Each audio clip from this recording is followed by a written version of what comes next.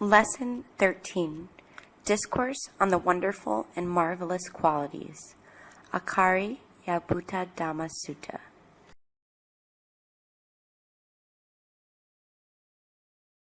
Paragraph 1. Thus have I heard. At one time the Lord was staying near Savatthi in the Jeta Grove. Then the conversation arose the monks in the assembly hall, Upatanasala. How wonderful, your reverence, how marvelous are the great psychic power and the great majesty of the Tathagata, that he should know of former awakened ones who have attained Nibbana, who have cut off obstacles, who have ended the cycle, who have escaped from all sorrow. Paragraph 2. Then the Lord, emerging from meditation toward the evening, approached the hall and addressed the Venerable Ananda. Ananda, deliver at great length the Tathagata's wonderful and marvelous qualities. Face to face with the Lord, I have learned this. The Bodhisattva arose in the Tusita group, mindful and clearly conscious. I regard this as a wonder, a marvelous quality of the Lord's.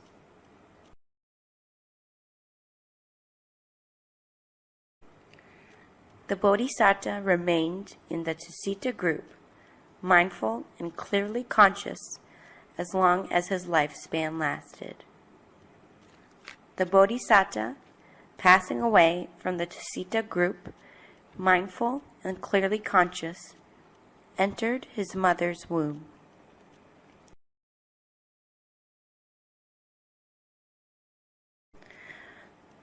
When the Bodhisattva, having passed away from the Tusita, entered his mother's womb, an illimitable, glorious radiance, surpassing the glory of gods, appeared in the worlds with the gods, the Maras, and the Brahmas, and men. Even in those spaces between the worlds, baseless and dark, where even the moon and the sun, so powerful and majestic, cannot make their light prevail, even there appeared the illimitable radiance, and the beings who happened to be there, perceiving each other, thought, indeed, there are other beings living here.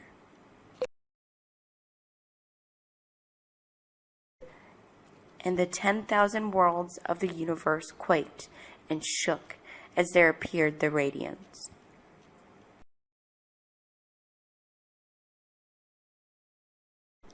Paragraph 3. It is the rule that, when the Bodhisattva is entering his mother's womb, 4 sons of the gods, devas, approach so as to guard the 4 quarters, saying, do not let a human being or a non-human being annoy the Bodhisattva and his mother.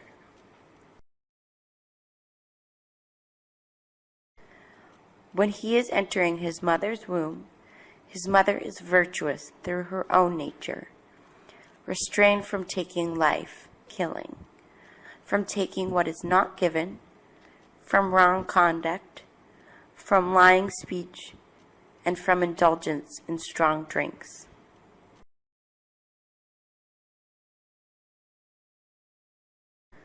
No desire arises in his mother toward men, and she is enjoying the 5 sense pleasures, endowed with the 5 sense pleasures.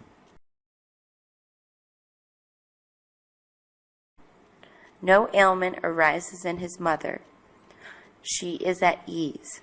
Her body is not tired, and within her womb she sees the Bodhisattva, complete in all his limbs, his sense organs perfect, just as a gem of purest water, well cut into 8 facets, flawless, excellent in every way, might be strung on a thread, blue or yellow or red or white or orange,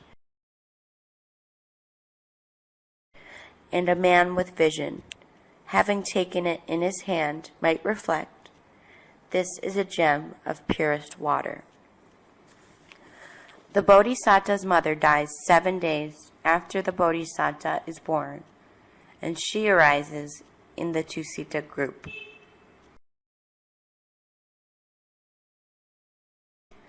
Paragraph 4. The Bodhisattva's mother carries him for exactly 10 months before the child's birth. She gives birth to the Bodhisattva while standing. When he is issuing from her womb, gods receive him first, men afterwards.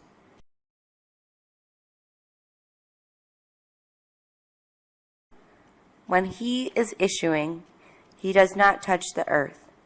The 4 sons of gods, having received him, present him to his mother, saying, "Rejoice, lady, mighty is the son that is born to you."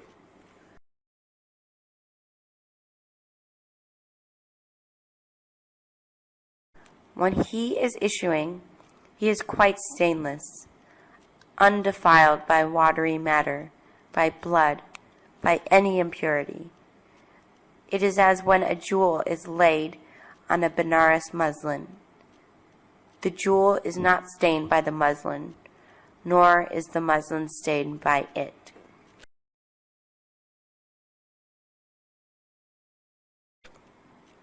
When he is issuing, 2 streams of water appear from the sky, the one cool, the other warm, with which they do the bathing for him and his mother.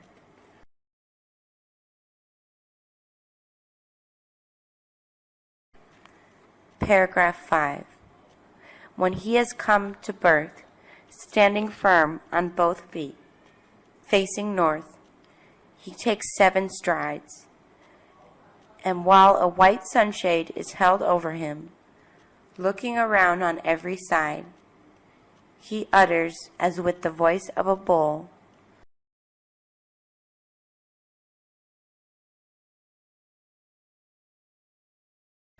"I am chief in the world. I am best in the world. I am eldest in the world. This is the last birth. There is no more again becoming." When he is issuing, an illimitable, glorious radiance appears in the world as above.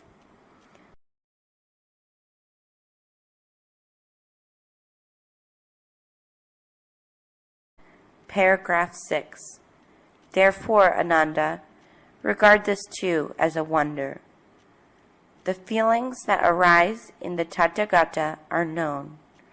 They persist and they go to destruction. The perceptions, the thoughts that arise are known. They persist and then they go to destruction.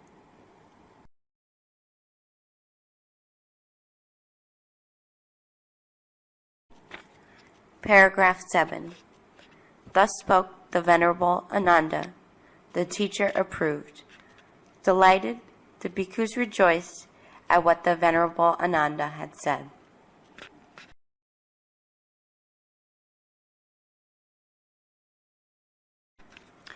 Dhammapada verses.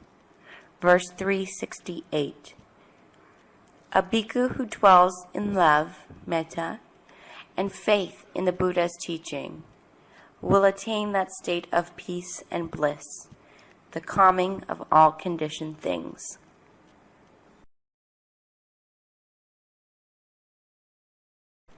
Verse 369. Empty out this boat, the body, O bhikkhu. When it is emptied, it will move swiftly. Cut off lust and ill will, and then you will reach Nibbana.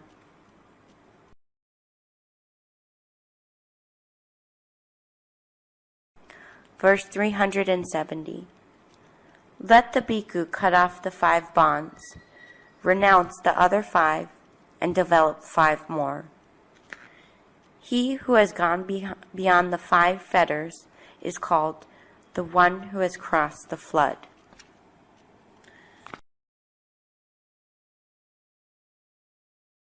Verse 372. There is no concentration for one who lacks wisdom, nor is there wisdom for him who lacks concentration. He in whom there are both concentration and wisdom is indeed in the presence of Nibbana.